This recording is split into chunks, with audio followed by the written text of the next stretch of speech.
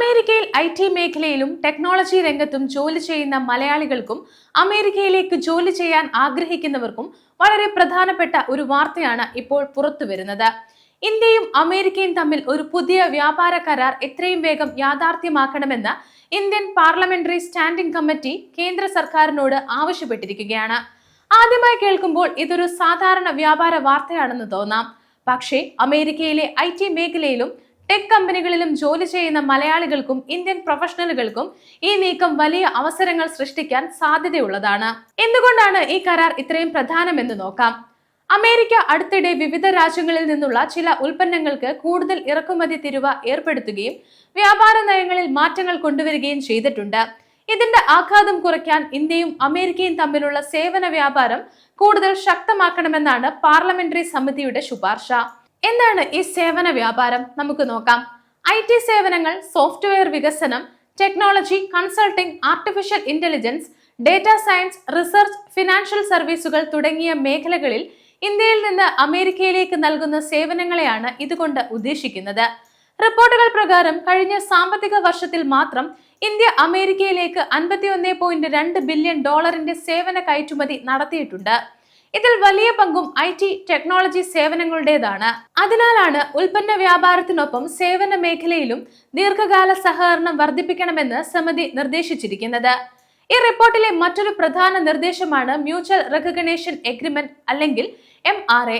ലളിതമായി പറഞ്ഞാൽ ഇന്ത്യയിൽ നേടിയ ചില പ്രൊഫഷണൽ യോഗ്യതകൾക്കും സാങ്കേതിക സർട്ടിഫിക്കേഷനുകൾക്കും അമേരിക്കയിൽ കൂടുതൽ അംഗീകാരം ലഭിക്കുന്ന തരത്തിലുള്ള സംവിധാനമാണ് ഇത് ലക്ഷ്യമിടുന്നത്.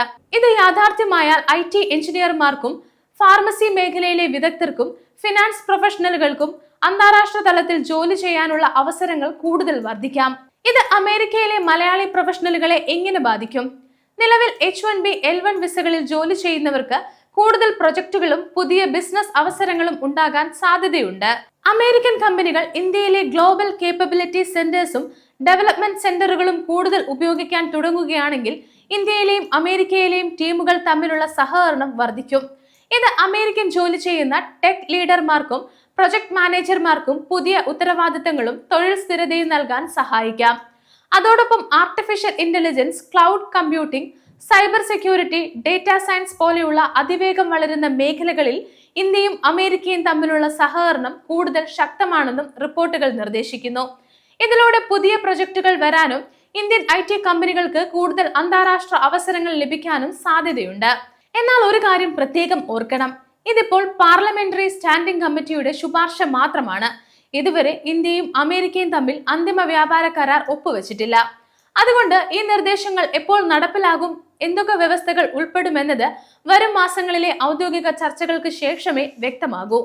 ഇന്ത്യയും അമേരിക്കയും തമ്മിലുള്ള വ്യാപാര ചർച്ചകൾ വിജയിച്ചാൽ IT മേഖലയിലും ടെക്നോളജി രംഗത്തും ജോലി ചെയ്യുന്ന ഇന്ത്യൻ പ്രൊഫഷണലുകൾക്ക് പുതിയ അവസരങ്ങൾ തുറക്കാൻ സാധ്യതയുണ്ടെന്നാണ് റിപ്പോർട്ടുകൾ പറയുന്നത്. അതേസമയം ഇത് ഉടൻ തന്നെ H1B വിസ നിയമനങ്ങളിലെയോ അമേരിക്കൻ ഇമിഗ്രേഷൻ നയങ്ങളിലെയോ മാറ്റം വരുത്തുന്ന തീരുമാനമല്ല എന്ന കാര്യം കൂടി മനസ്സിലാക്കണം. ഇന്ത്യ അമേരിക്ക വ്യാപാര കരാർ, H1B വിസ, അമേരിക്കൻ ഇമിഗ്രേഷൻ വാർത്തകൾ, ടെക് മേഖലയിലെ പുതിയ മാറ്റങ്ങൾ എന്നിവ കൃത്യമായി അറിയാൻ ഗ്ലോബൽ സമയം സബ്സ്ക്രൈബ് ചെയ്യുക. ഒപ്പം നിങ്ങളുടെ അഭിപ്രായങ്ങൾ താഴെ കമന്റ് ചെയ്യുക.